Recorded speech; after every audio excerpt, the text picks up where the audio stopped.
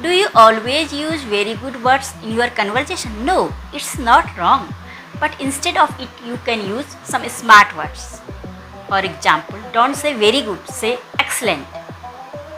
Your idea is excellent. तुम्हारे विचार शानदार हैं. Don't say very good, say outstanding. He gave an outstanding performance. उसने शानदार प्रदर्शन किया. Don't say very good, say fantastic. This dress looks fantastic on you. यह ड्रेस तुम पर बहुत सुंदर लग रही है. Don't say very good, say impressive. Your English is really impressive. तुम्हारी अंग्रेजी वाकई में प्रभावशाली है.